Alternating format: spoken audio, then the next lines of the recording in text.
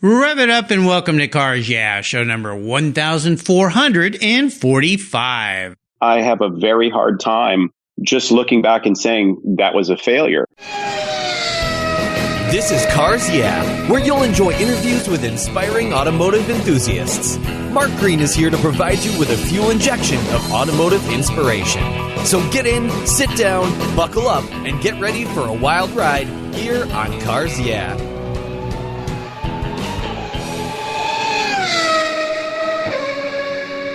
Everyone who knows me knows I'm really picky when it comes to my cars and keeping them looking new. I'm a huge fan of Covercraft floor mats. I've protected my vehicle with their products for decades. Want to keep your vehicle's interior looking new? It's easy with Covercraft floor mats. They will protect your vehicle's factory carpets from daily abuse, weather, pets, children, weekend adventures, and those everyday spills. It's a fast, easy, and stylish way to keep your vehicle looking new. Covercraft floor mats come in a wide variety of styles, materials, and configurations, all designed for maximum protection. In addition to Premier Plush and Berber custom floor mats, you'll also find cargo liners, canine cargo area liners, dash covers, and sunscreens. Enhance your vehicle's looks while protecting the factory finishes with easy-to-install and easy-to-clean floor mats. Covercraft is the right choice. Learn more today at covercraft.com and tell them Mark at Cars Yeah sent you. That's covercraft.com. My favorite collector car magazine is Keith Martin's Sports Car Market. I've been a subscriber for decades. Sports Car Market is the Wall Street Journal for the enthusiast and the collector. It's your monthly must-read whether you dream of owning a collector car, have 2 cars, or 200. Sports Car Market has been around for 31 years, and it's filled with valuable articles, intelligent write-ups, and the latest auction sales. Go to sportscarmarket.com and subscribe today. Plus, you'll get the exclusive SCM guide to restoration shops included for free. At checkout, use the code CARSYEAH and receive a 50% discount on your digital subscription. It's an exclusive offer from me here at Cars Yeah. I'm Mark Green, and I love Sports Car Market magazine. Hello, automotive enthusiasts. I cannot tell you how revved up I am and excited to introduce today's very special guest calling in from beautiful Torrance, California, Tony Callas. Tony, are you buckled up and ready for a fun ride? I'm ready. I did not bring my Hans with me, but I'm buckled up. Don't worry. I'll keep it on the track today. I'll try to stay out of the ditch. Tony Callas is the owner and CEO of Callas Rennsport in Torrance, California. He is also the technical director for the Porsche Club of America. Callas Rennsport, in addition to service work, restores classic collector cars, including vintage Porsche 911s, 914s, and 356s, and is one of 2 premier shops in the country that services the mighty Porsche 959. Tony grew up in his father's shop, Rennsport Porsche Works in Texas, and was servicing Porsches at the young age of 10 years old. He rebuilt his first engine at age 16, and at 18 went to work at the Porsche Factory School and started working in racing. He's worked for Roock Racing, Seikel Motorsport, Champion Racing, Rohr Motorsport, Reiser-Callas Rennsport, Peterson White-Lightning, and earned wins at the 24-hour of Daytona and Le Mans, where Tony was Mechanic of the Year for Porsche. Tony, I have told our listeners just a little tiny bit about your incredible career. Would you take a brief moment, share a little bit more before I jump into the questions about your business and, of course, the very obvious passion you have for automobiles and Porsches just like me? Absolutely. I'll never forget when I was a young age, somebody came up to me and they said, do you realize, and I mean a young age, it wasn't that young, probably 15 or so, and they said that Porsche is a special car. And, I always loved Porsches and I knew they were special, but I didn't realize they were a high value car. They were an expensive car. And at that time, I realized that maybe there's something to these because my father raised me to just think of Porsches as being what we work on. This is what we do. The people are eccentric. And at Callas Rennsport, that's what we do. We take care of the people also. It's not just about those cars. It's about the people, and we want it to be a human experience. And we do everything on all Porsches. I tell people that I think it's important that we stay sharp, and we do it the way that the Porsche factory would want you to do it, where you service every one of them. Yeah, well, if anybody would know what that is, it would be Tony Callas, that's for sure. Your history is absolutely incredible. And as you know me, I'm a Porsche fanatic, have been my whole life. That's my mark of choice. So I just wish you were closer to me so you could work on my car. But it's a little bit of a drive all the way down there to Torrance from Gig Harbor. But I love what you're doing. Everyone I know that knows you speaks highly of you. So that's why I finally, and I'll let our listeners know, I've been chasing Tony for some time now. He's been very patient with me, and we finally got him. So I don't give up. So I'm very happy to have you here today. As we continue on your journey, though, I want to start with a success quote or a mantra. This is some kind of saying that's been instrumental in forming your life and your success. It's a really nice way to get the inspirational tires smoking here on Cars Yeah. So, Tony, I know you love to drive, so grab the wheel. Well, thank you. Nowadays, so it depends on what period of time we're talking about, because there's really two. I've lived my life pretty much by the saying that it's easier to be a victim than a failure. So a lot of people have a tendency to just go, well, it's because it came in that way, or somebody else broke it, or it's so easy for them to deflect the real issue. And to me, I think you need to own your mistakes. You need to own what you've really done. And sometimes just sit there and listen.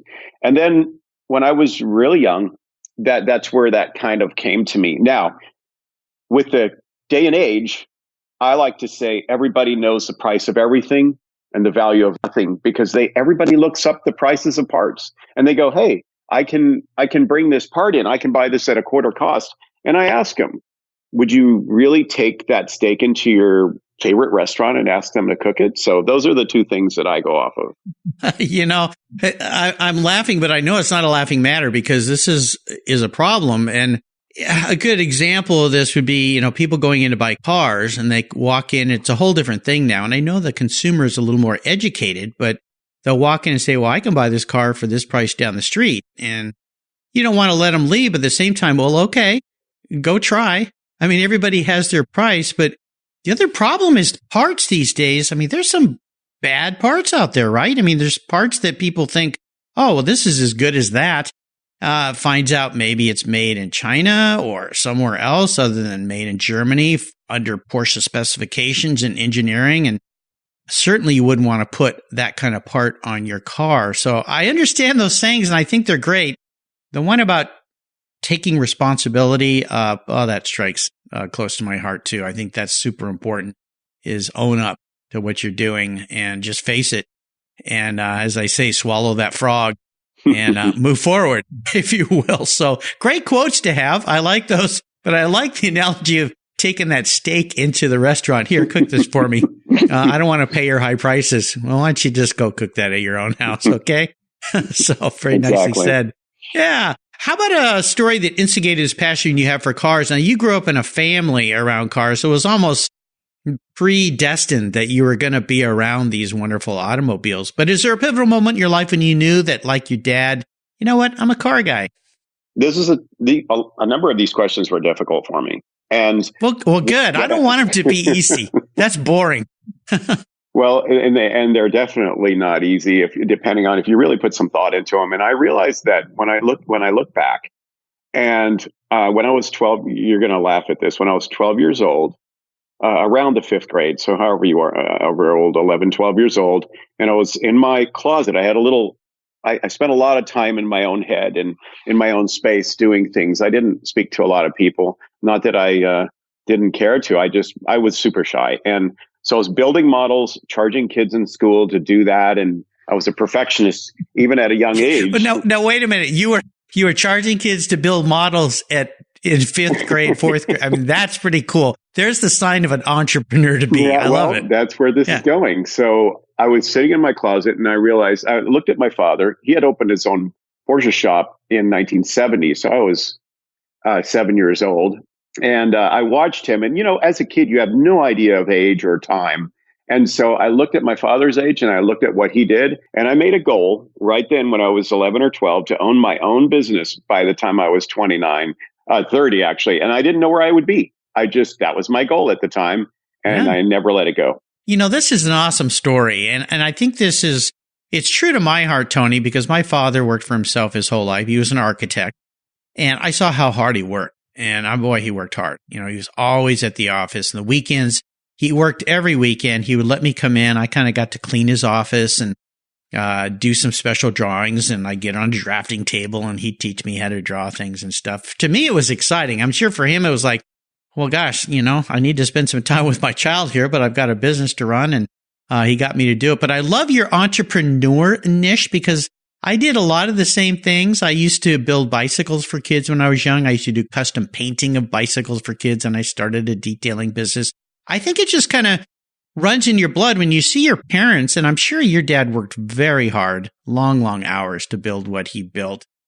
You just kind of grow up thinking, well, that's the way life is, right? Mm-hmm. That's exactly the way it went. And my father is Greek and my mother's German. My mother was a war baby, and they both taught me how important it is to live in a free country, to work hard, and to be able to make something of yourself. Yeah, it's really a wonderful lesson to teach a young person. And I remember my father telling me, no matter who I worked for, and I worked for other people until I started what I'm doing now, but he always said, treat every job and every place you work as if you own that business, meaning do what the owner would do. Get there early. Don't clock out at 5. If you're walking down the hall and there's some trash in the corner, don't expect the guy who's supposed to be picking up the trash at the end of the day to do it. Stop and pick it up. Would you leave a piece of trash laying on your living room floor? Maybe some people would, but you know what I mean. And I think that it instills that mindset in you. And I'm sure your dad gave you that, right? That valuable lesson? Well, he did. And a little beyond what was necessary. My father was such a perfectionist and working on Porsches and then racing Porsches. And he hung around Peter Gregg back in the Camel GT days in the mid 70s. Yeah. And they were all the same back then. Those guys were perfectionists and they lived their lives that way. Yeah. Well, you have to when you're on a track because you can't go out in a car that's been half done. As they say, most races are won before you get to the track. Correct. In preparation. So, well, wonderful lessons your father taught you. I love the story about the model cars. I built some for people and sold them too. I'm just sitting here smiling, thinking back how much fun that was. Well, let's take a look at some of these roads you've driven around because you've chosen a career that is fraught with some challenges involved in racing. Man, talk about racing. You're a champion one week and a chump the next, right? So let's talk about a big challenge or even a big failure you faced along the way. More importantly, though, as you walk us through that, what was the lesson and how did you get out of that experience moving forward in a positive way? This is interesting because I don't want to sound like a person that doesn't look at my failure, but honestly, I have a very hard time just looking back and saying that was a failure. To me, is that because you've redefined the word? No, I definitely, and I like what you were saying. You can easily go from hero to zero, and you're only as good as your last race in racing and your last lap. But as far as me and where I've come from, I've had two really huge challenges in my life. And being as painfully shy as I was as a kid, everything was a challenge. But driving to California is one of them, and then opening a shop was the next one, or opening a business. And driving to California, I looked at everybody. Look, you got to put this into perspective. I was in a 1,300 person town in Texas back in the late 70s. And I just said, I'm going to move to California. And everybody laughed at me and they said, you're crazy. And a lot of people later on told me they didn't bet against me, but they didn't think I was going to make it. And I bought a convertible Beetle that I'd been driving. I rebuilt the engine. I welded a tow hitch on it from underneath. And I brought a U-Haul with my tools. And I said to everybody, my mother's like, where are you going to go? And I said, well, I guess I'll go to San Diego. I'm going to the water. And I know that sounds crazy because I was surfing in Houston. I would drive an hour to the water. And she goes, my German mother goes, as long as you don't go to Los Angeles, you don't get shot. And I was like, and I didn't care. It was either San Diego, Los Angeles, and San Francisco. And I just figured I'll get on the 10. And then since now I have to veer off on the 8 down to San Diego. And I did that. It took me days in a bug. There's no air conditioning. There's barely a radio. Well, I was going to say in a bug convertible towing a trailer. Yeah, you weren't going that fast. No, you're definitely not. A lot of time to think about this. It's as a young man, this was in 84. And so I would have been 21. And the car died in the middle of the desert in the middle of the night. I thought something was going to eat me. And I started crying and I'm just like praying. And it finally started. And I got into San Diego, into Ocean Beach. I'm being such an absolutist, but I drove until the road ended. The road ended at the water. I had to see the water. Yeah, I know exactly. I grew up in San Diego. I know exactly where you ended up. Yeah, because if you stay on 8 until it ends, and then you just keep going, you're in Ocean Beach. Yeah, and you're in Sunset Cliffs. You're Sunset Cliffs. Yeah, Sunset Cliffs. And I said, I can't live here. This is too expensive. So it's about 1 a.m. in the morning, and I'm in Ocean Beach, and I look around. And I said, okay, I'll live here. And I went back to Hotel Circle. I lived there for 3 days. Got a job in El Cajon at a bug shop called Area Wide Motors.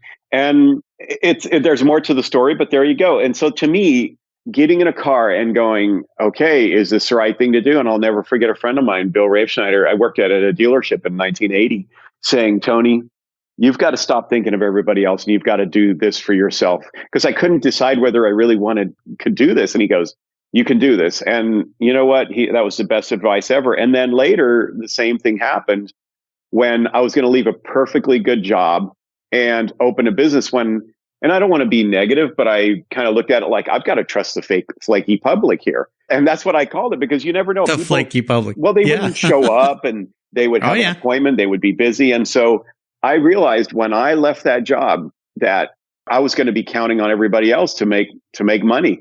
Somehow one thing led to the other, but those were my two hugest challenges. Now, as a failure, I guess I rebuilt recently an '08 Boxster motor that blew up.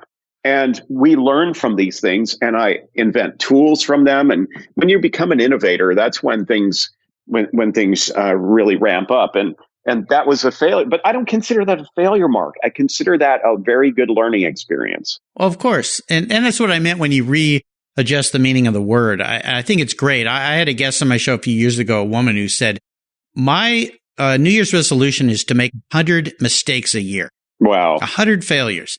And you think, wow. I mean, at first you go, well, why would you do that? Well, then you know why. I mean, because she's pushing herself 100 times. I'm going to push myself to fail. Kind of like parts, I would guess. You think about Porsche building race cars or street cars. They engineer and push their parts in testing until they break. So they know how far they'll go. Now, sometimes they don't do the best jobs, or maybe their suppliers don't. And you get things like, remember my 1991 having a failure. What was that part? The flywheel? Yeah, flywheel. Yeah, there you go. You know exactly what I'm talking about. Yeah, very frustrating. But, dual mass flywheel. Yeah, there you go. That was an expensive one. So, this is great. And it shows a testament to your spirit and who you are and what you believed in. I really commend entrepreneurs that do these things. I mean, get in a car and drive to the coast. And then when you get there, not have any plans other than, I got to figure out how to make this work. And you did. And look where you ended up today. So kudos to you for what you pulled off there. I think it's absolutely fantastic. I'm excited that you were there in 84. That's the year I got married. Very near where you ended up there is where we were having our wedding reception there down in San Diego Harbor. But grew up in San Diego. Great place. Nice city. Really fun. So there you go.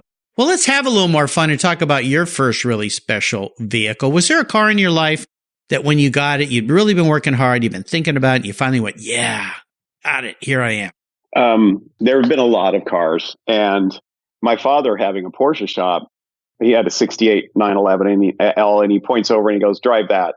Well, the car had some issues. It was really rusted out. And I'll never forget, he came home with a turquoise B210. And this car had hood pins in it. And I don't mean to be... Hood pins? Yeah. You mean like a race car? Yes. And okay. I don't mean to sound stuck up or like I'm too good, but I'm like, Dad, really? I mean, so him and I went to the dealer in 1979, and he helped me get a 1980 Trans Am. And that was really my official first car. And that was a neat car. And I did all kinds of stuff with that car. And, there's so little technology in those, but it had its share of issues. But I got to tell you, of the two special things in my life with cars, I'd have to say a motorcycle, because it gave me freedom. And when I was 14, my dad bought me a motorcycle. My mother was just losing it. And when we moved, moms will do that when it comes to motorcycles. So we moved out to the country, Sealy. It's about 60 miles outside of Sealy, Texas. It's 60 miles outside of Houston.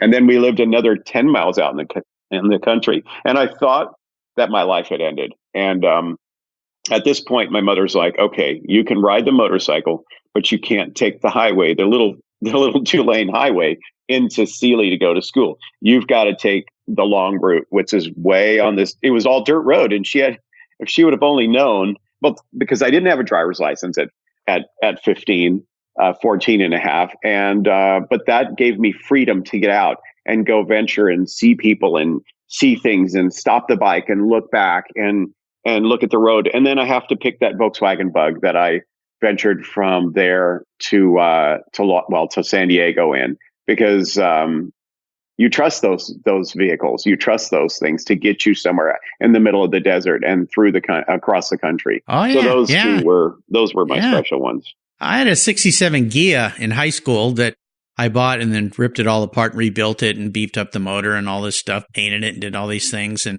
that car I drove everywhere. I drive it up multiple times from San Diego to Mammoth Mountain, which is a good 8-hour drive. It was wonderful in the snow. It was just a great car. Had surf racks on it because I was a surfer growing up San Diego, and it was fun. But what was that? What kind of motorcycle was that you had? It was a Yamaha 360. It was a low horsepower bike. I did all kinds of crazy tricks with it and everything. Hey, was that your red Carmen Ghia that I saw in a picture? It was the car I posted on Facebook. Yeah. Well, you must be following me, which I know you are, but I appreciate that. Yeah. That car, I bought it in Point Loma in high school. My mom drove me over. She helped, she loaned me a little bit of money for that car, and I hadn't driven a stick shift up until then. I'd ridden motorcycles, so I kind of got the idea of a clutch, but I hadn't driven a car. And we bought the car. I bought the car for $1,100. And then the guy selling it drove me around. And then my mom said, well, I'll see you at home. And I said, well, wait a minute. I've never driven a stick shift. Wow. And the guy said, well, you better figure it out, kiddo. And my mom left. And so he gave me a lesson around the street. And so I had to drive it back from Point Loma to La Jolla. Oh my God. Stalled it in every intersection. By the time I got home, I was dripping sweat with freaking out. But I made it, I'm sure the clutch was smelling really bad by the time I got home, but those things are so robust. But that car I ripped apart. My friend Bobby helped me, and we painted it a mixture of Porsche Guards Red and Porsche Tangerine. Blood Orange. I think they're two different colors. Kind of an orangey color. And the car was a really vibrant orangey red color. That was a great car. Love that car. But thanks for noticing that. Yeah, I just came across a picture of it this weekend. I was looking for some old pictures from my daughter. She's getting married, and she was looking for some old pictures, and I came across that picture, and I didn't even know I had it. And I went, look at that. So, nice spot. How about seller's remorse? Is there a vehicle that you've let go that you really wish you had back, if you could pick just one? This is interesting because I am not good at selling vehicles. I've kept most of the cars. I've had a Carmen Ghia, similar to yours. I've had a number of buses. Seller's remorse, only one that I can think of. It was in the way, it was in the driveway, and it was a Fiat Dino Coupe, early 70s, and it needed work, and the engine needed work, and I had picked it up from a guy that did body work for me, and it had sat in his place forever, and a guy out of Europe bought the car, a collector bought the car. But I think of all cars, that would have been super neat to have, because if you've looked at them, the dashboard is just so Italian. And the first Porsche that I bought on my own was a 69 912, and that would be in there also, as far as the coolest car that my first one, as far as owning a Porsche that my parents didn't buy or didn't own. And then that Fiat Dino Coupe of selling it. Yeah. Well, nice cars for sure. I had a client when I was detailing cars in high school who had a Dino, which they share the same motor, I believe, the 2.4 liter. Yeah, correct. Same motor. And that car, I used to ride my bike down to his house, Sam Salemi. I'll never forget his name. Really funny guy. He was an attorney. I'd ride my bike over to his house, and he'd let me drive that Dino back to my house. And I would always drive it up over the top of Mount Soledad, down the windy road there, Hillside Drive. Thought I'd died and gone to heaven. I love that car. Always wanted one of those. Well, let's talk a little bit more about Callas Rennsport. I'd love for you to share more. This is a time to really pitch your business, talk about what has you excited or fired up about what you guys are doing. And if you want to, look into the new year, some of the things and projects that you might have going on. Thank you. There's been so many special race cars, 935s, I can't even start to tell you, but there are cars that really become part of you when you build them. One of my friends, Mike, he had us build a 914, and he goes, I want you to find a 914. And so he bought one for $4,000, and then he ended up putting a couple $100,000 into it. But ooh, ouch. I think looking back, that's called passion, crazy passion. He really, and he had, like an artist, he had everything set of what he wanted to do, and he still drives that car. He drives it daily. So, but of all the cars, I would have to say, through the shop, two of the most important cars we've ever had. It took me 7 years to restore our number one, 911R number one. There were 20 of those built in 1967. Porsche's first 911 race car.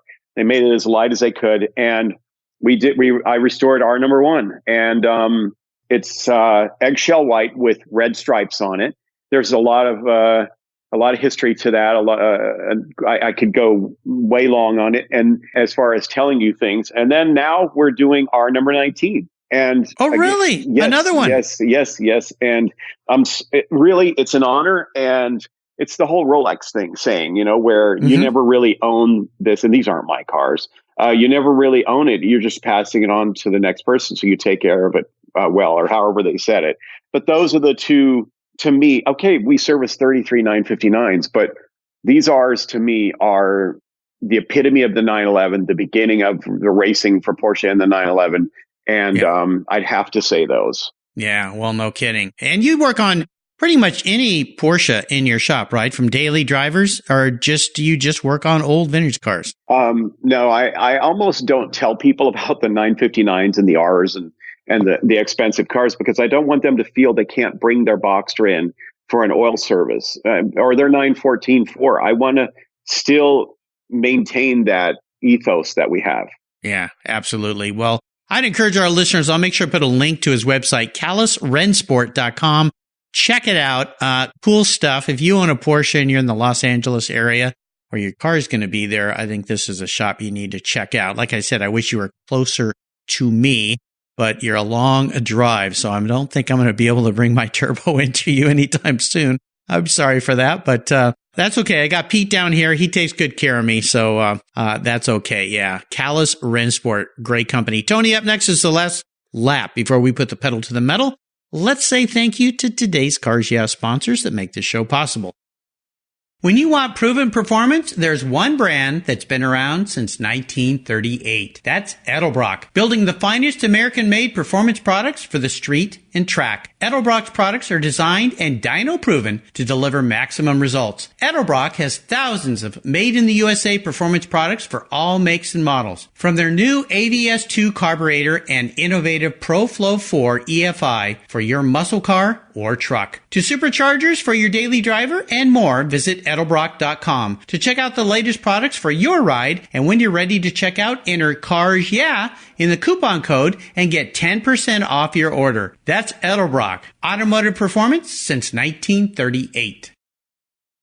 You take care of your cars, but who takes care of your investments? Tune-ups aren't just for engines. Updating your financial plan is important too. Your GPS may take you from A to B, but it won't help you on the road to financial freedom. For that, you need a good co-pilot and a very trusted advisor. Chris Kimball, CFP, is just the man for the job. He'll guide you down that road without driving you crazy. For over 25 years, Chris has helped people just like you and me with their financial planning and investments. With a master's degree in financial services, he is eminently qualified, and he's a car guy too. Learn more at chrisvkimball.com or call 866-ON-A-PLAN.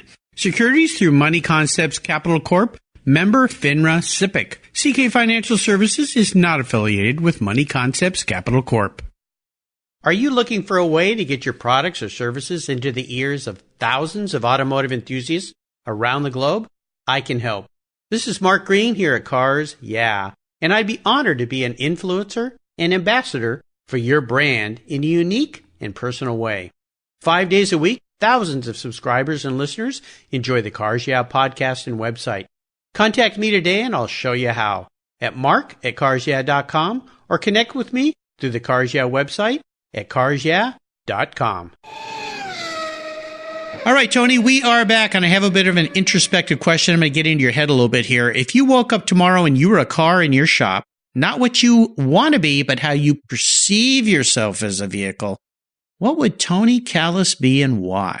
Okay, so this is going to really throw a lot of people off because All right, I gave this so much thought. And I love utilitarian. I love green, being green for the environment. I love something that can adapt, that can be great on the street and great out in the woods. And but I need a flat engine, so people are going to shoot me. But I like Subaru. Oh, no problem with a Subaru. That's cool. That's okay. Yeah. You talk about I tell you, I had Henry Reiser of Automechanica. Sorry. He's also involved in a new electromechanica company. They're building electric cars in China, but he builds those replica speedsters and coupes, some really nice cars.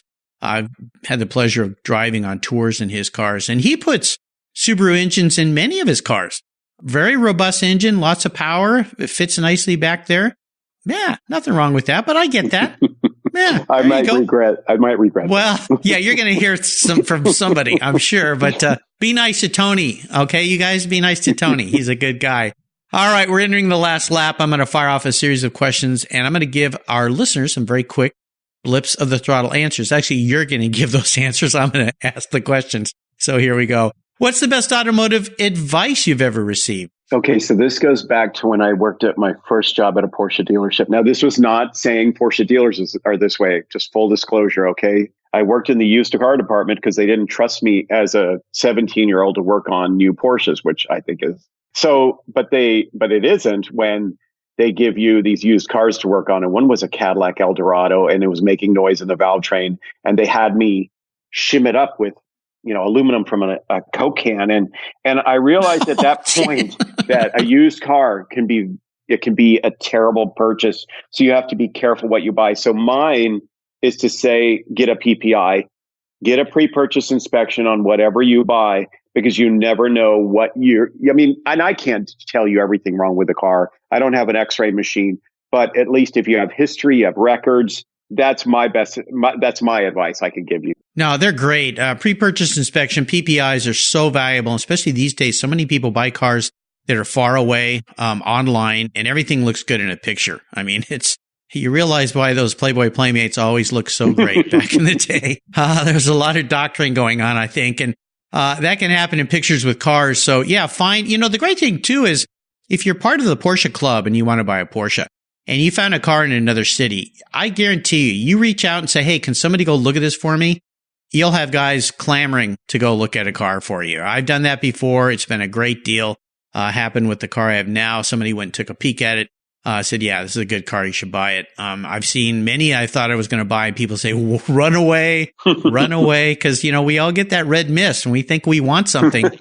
We start to see what we think we see. And sometimes that's not the truth. I have many friends who call me. They call me the doctor. They'll call me on the phone or they'll text me and say, is the doctor in? That's code for, I'm thinking about buying a car. Talk me out of it.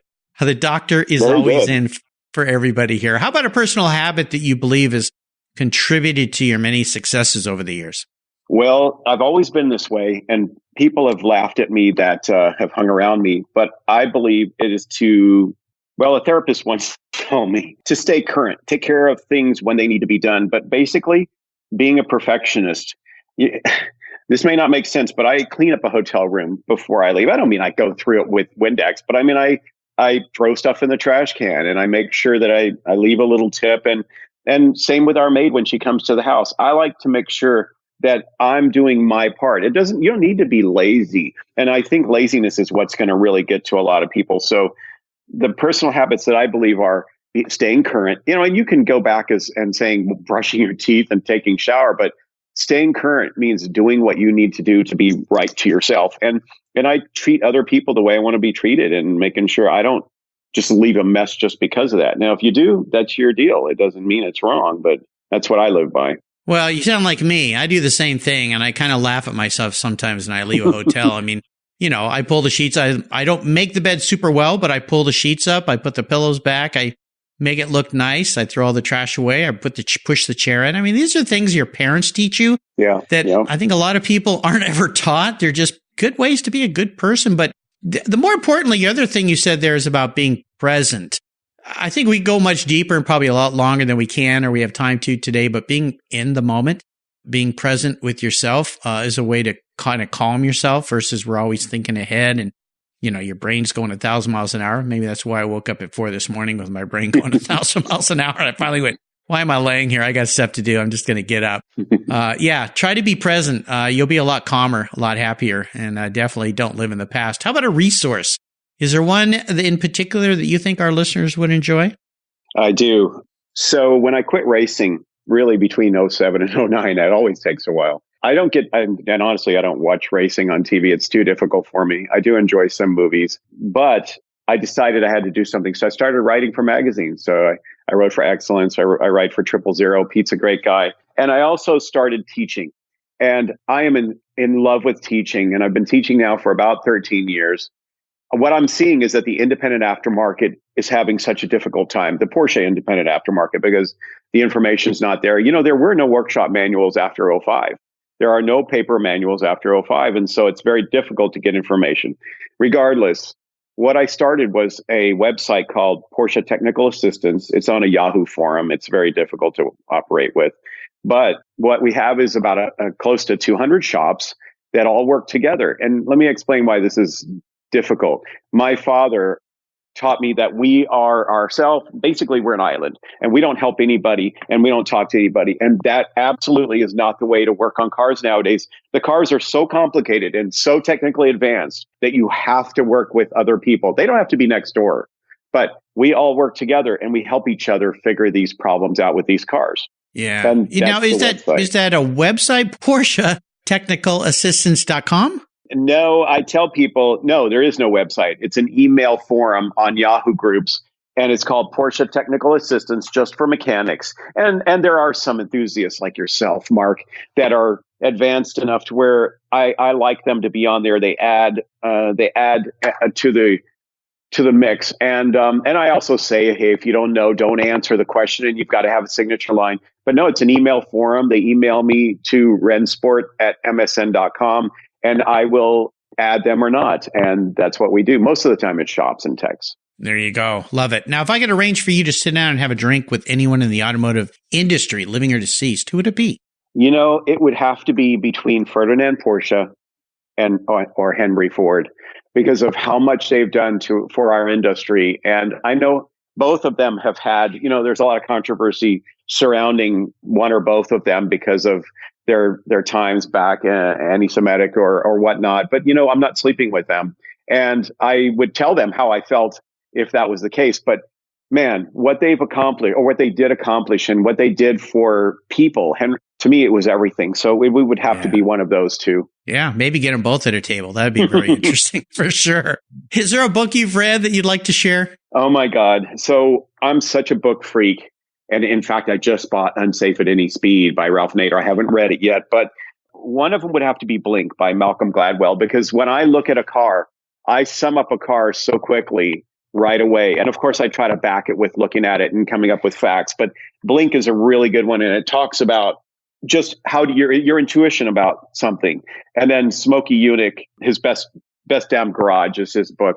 He's now passed. I met him at one time. He started stock car racing by running alcohol, running booze and whatnot. But those two are definitely high up on my list. Yeah, great books. I remind everybody you can find links to these books on Tony's show notes page on the Cars Yeah website. Just go to carsyeah.com, type in Tony Callas, Callas. That page will pop right up. All right, Tony, we're up to the checkered flag here. This last question can be a bit of a doozy. I'm going to buy you any cool, fun collector car on the planet and park it in your shop for you to enjoy. But there are some rules to this game that you have to abide by. You have to drive it. No garage queens here. You can't sell it to buy a bunch of other toys with. So if you pick the most expensive Porsche, don't expect to get rid of it. You're going to have to live with it. And it's the only one collector car. This is the hard one for you because you don't like to give up cars. You can only have one cool collector car. I'm simplifying your life. I'm going to make this so much easier for you. What is it going to be? It's funny when you said we're at the checkered flag. That just resonates with me so much. I ran Le Mans 4 times and did all this racing in Europe and the US. And when you said that, I was like, breath of, okay, we can calm down. So it really means something to me. This is not difficult because what I do is I look back I just bought a 52 bug. And the reason why I did is I wanted to go back to the origins of Porsche. And that's the oldest bug I can afford. But I would have to say probably an original, like a 48 bug. And, there's no creature comforts, but it's raw and it's direct. It's got cable brakes and the transmission's not synchronized, but it's not all about ease of use. If that was the case, we would buy a new car. And I love the idiosyncrasies and what you deal with to make the machine work. So the man-machine interface, I guess you could say, is what plays into that. It'd have to be, being a Porsche guy would have to be probably one of the first bugs because Dr. Porsche did that. Wow. Yeah, you threw me with this one too. That is not what I would expect from you. That is really funny. But I get it. I get it being a Porsche guy. I think back to that car McGee I had. I called it my poor man's Porsche. I've had a bunch of 911 since and a 914. I've loved them all. And it's a tough question too, because having to pick just one car, but I get it. With you, I get it. So, okay, I'll let it slide by. So I'll get to work on that whole 48 bug. That'd be pretty darn cool. There's a guy who lives across the street from me, Bruce. He's Rockwell. He's a great guy. He used to have a beautiful 356. He's got I think his bug is a 57 or 58. And every once in a while, I'll see him take it out and drive by the window. And I'm usually doing a show. So I want to run out and go, I want to go with you. I want to go with you. But there's something very lovely about those very old, slow cars that it just slows everything down. You can just slow way down. You don't have to worry about going fast and just put the string back gloves and enjoy. So I will get to work. I think that'd be very nice. Tony, you've taken me on a great ride today.